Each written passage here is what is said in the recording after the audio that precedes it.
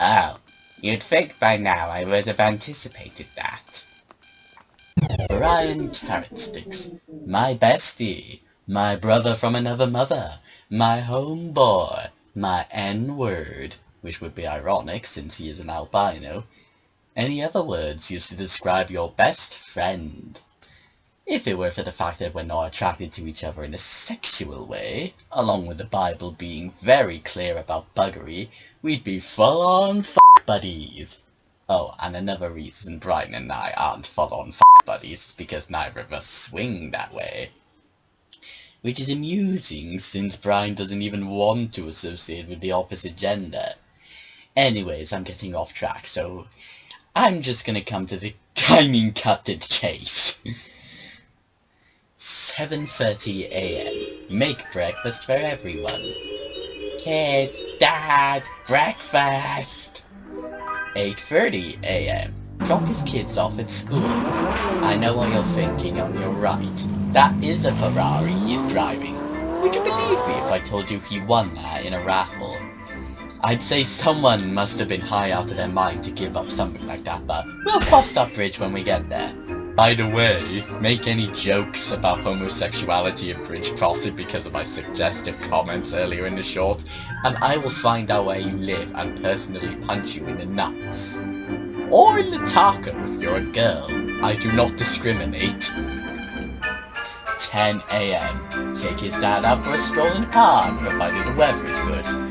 You know, I've always wondered to myself how Brian and his sister are on the higher end of the spectrum while their dad is on the lower end. A better question would be, how did those two come into existence in the first place? Actually, an even greater question would be, how the hell did Brian manage to get kids that he share at least half of his DNA, despite never being with a woman? I have so many questions!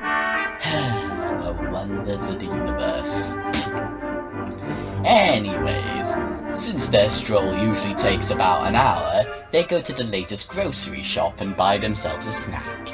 And that takes us to 11 AM, where Brian takes his dad home and makes his way to the museum, making sure everything is exactly the way it should be, which should give him more than enough time to give me a great big hug the moment I enter. While I'm not really a hugger, I'm more than willing to accept his embrace because, well, he's my buddy. So, after that's sorted, he retreats to his office to play some Doom on his Xbox One. It's a guilty pleasure of his that he never gets to indulge in at home thanks to his kids and his dad. 3:30 PM. He picks up the kids and takes them home, just to me to look after the museum in his absence. Good thing the museum closes in 2 hours. After that, he makes lunch for himself and eats his favorite dessert, carrot cake. 6 PM. He sorts out his taxis, makes the kids and his dad dinner, and if there's nothing else left to do, kick back and play some TF2. I mean Team Fortress 2. Given his childlike personality, you'd never really consider him to be into things that are violent. Oh well, good thing he has the pyrovision goggles equipped whenever he's playing TF2. And if his kids walk in on him, 8 PM, dinner for himself, with varying results.